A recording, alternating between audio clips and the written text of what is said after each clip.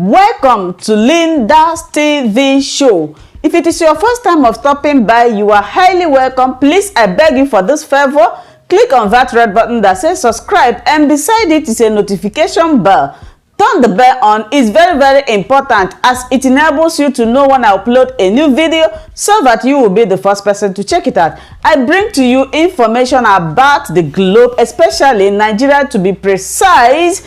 Now today I'm going to present to you another interesting video as we will listen and watch the video together. Let us watch. Indicating that another round of NDSARS protests are brewing in selected cities across the country, likely to commence this week and possibly as early as Monday the 7th of December, in other words, tomorrow morning.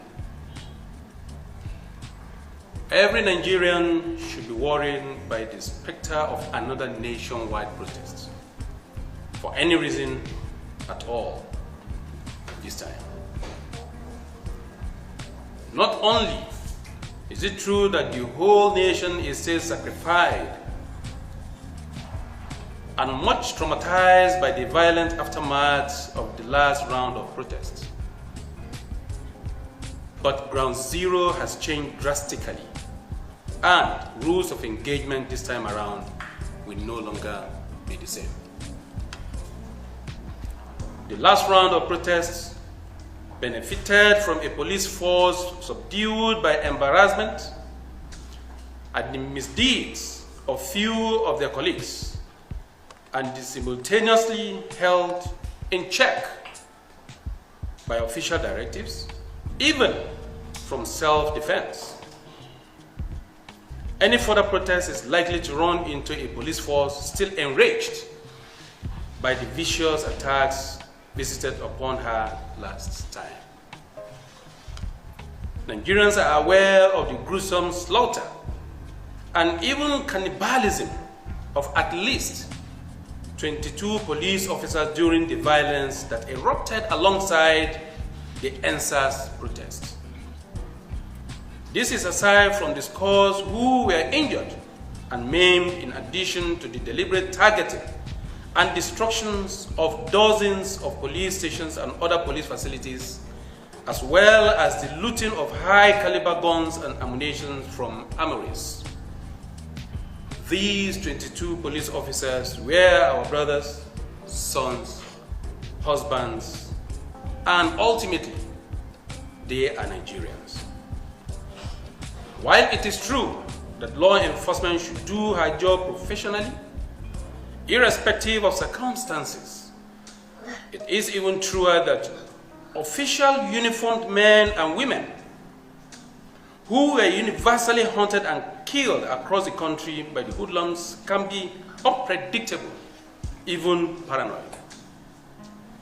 In the face of these, and as the first sitting governor who publicly upheld the right of our youths to protest against police brutality, I cannot, in all good circumstances, agree that the time is ripe for another round of NDSARS protests. Moreover, it seems to me that this is the time to consolidate on the gains of the last protest by participating fully in the various panels and bodies set up by the federal government or state governments to look into police brutality, identify perpetrators, and compensate victims. From what I have seen and from what I can see so far, progress is being made at the various panels. Not only are we seeing embodied and emboldened citizens coming forward with their stories of officers involved in human rights abuses, but such erring officers are being identified. No doubt, established offenders will be punished, just like the scores of the defunct SARS officers who have since been dismissed from the force and who may be further sanctioned. Youths have seats on these panels and have acquainted themselves with commendable humility and maturity I therefore call on them to persevere in the process despite any perceived shortcomings. It is only unwise. Hunters who does not make time to roast or otherwise prepare what he took in hunting for consumption or commerce. I deemed another round of NDSARS protests to be premature and counterproductive at this time. Apart from the higher likelihood of conflict with the police earlier canvassed, we must also admit that the security situation in the country is very precarious at the moment. All patriots must therefore make conscious efforts not to degrade a perilous security situation further. Nationwide protests at this time will only overburden the load-bearing capabilities of our security architecture, increasingly the likelihood of total collapse. No matter the narrative, I doubt that out-of-control anarchy is an objective of the NDSARS protest. It is also true that we live in an economy that is bleeding badly right now. Traditional responses to COVID-19 has hurt not just Nigeria, but all other countries of the world. Many have fallen into recession. To worsen matter, the United Nations Development Program, UND, predicted 3 days ago that the pandemic could push the number of people living in extreme poverty to over 1 billion by 2030. Thank God they are owning up to my earlier predictions, warning and caution. Nigeria's earning and foreign exchange situation is too fragile as we speak to resist situation and protest any longer. Another nationwide protest will worsen the multidimensional poverty indices all over the country and work greater hardship on the ordinary Nigerians we claim to be advocating for. There are also socio-cultural implications. Nigerians tend to travel a lot during the Christmas days.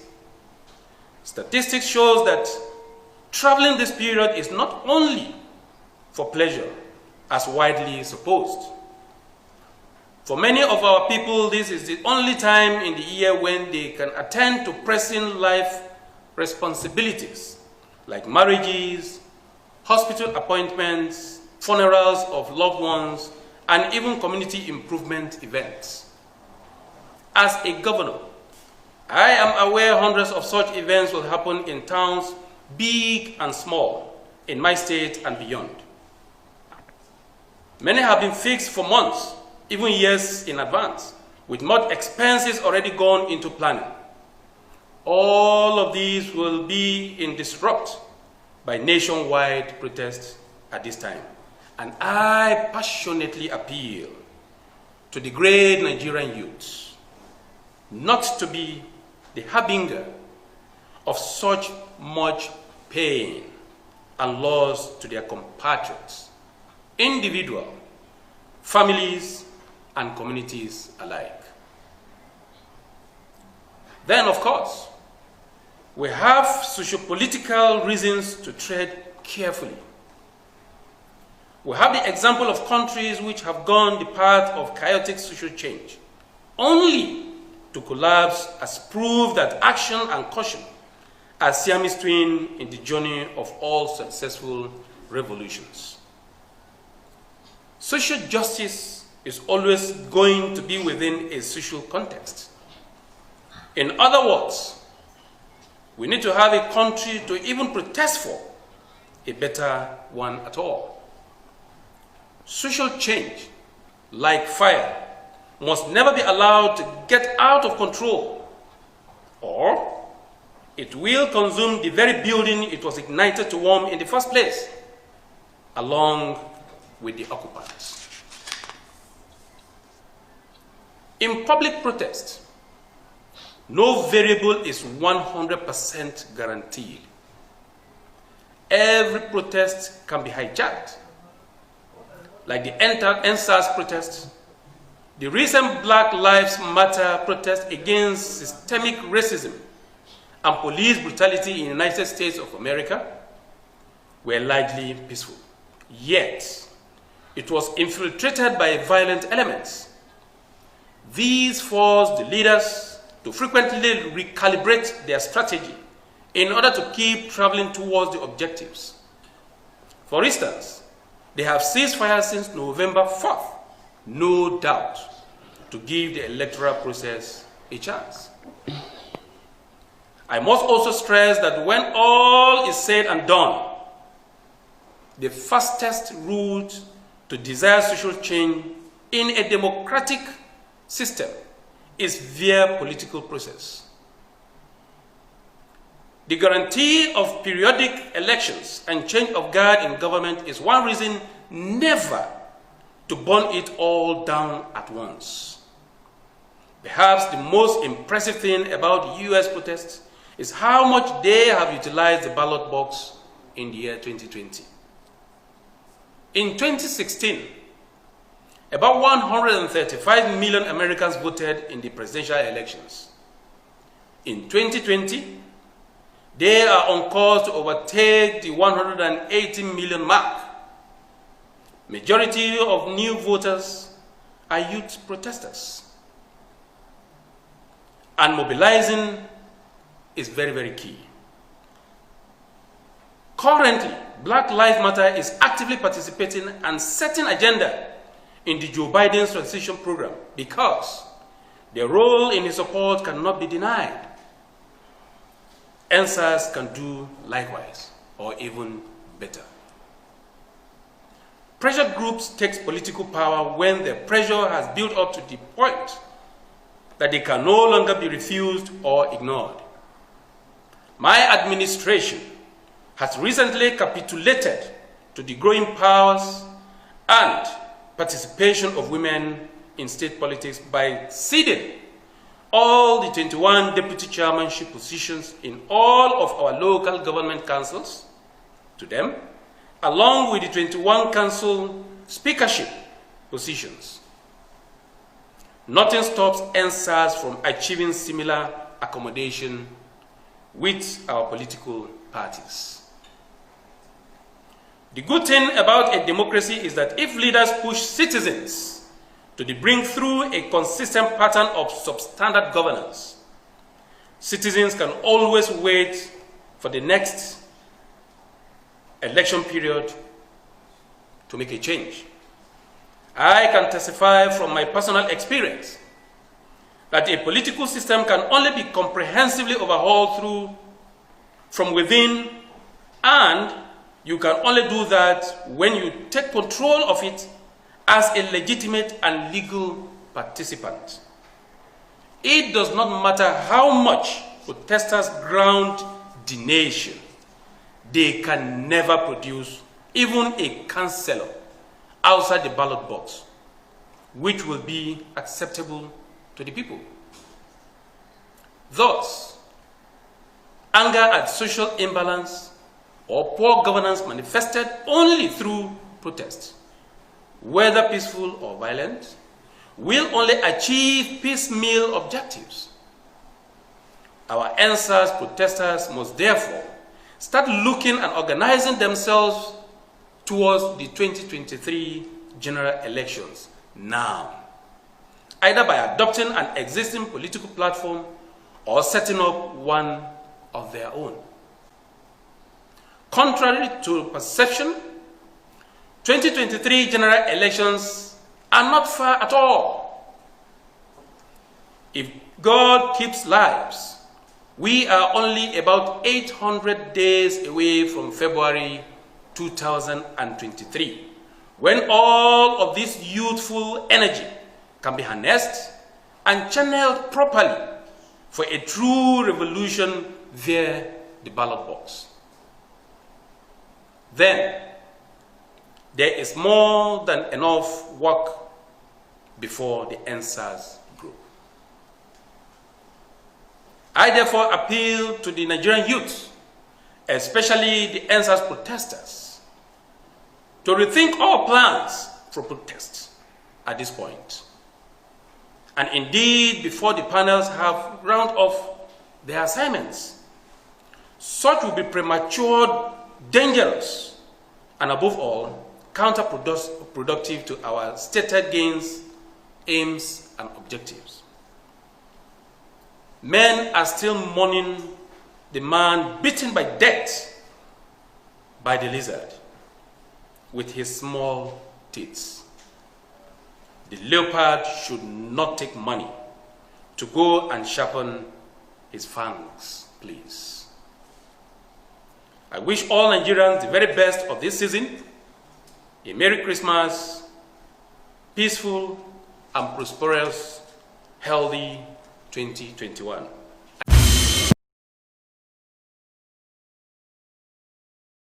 Hi, welcome to my channel. If this is your first time or first day of coming across my YouTube channel or seeing my face, you are highly welcome. Herzlich willkommen zu meinem Kanal. Mein Name ist Linda Chukwuezi. It comes as Miguel. That red button that says subscribe and you turn on the notification bell so that you'll be able to get information on the. Bis zum nächsten Video und einen schönen Tag. Tschüss. Tschüss. Bis man subscribe to LYNDA'S TV show. What are you waiting for?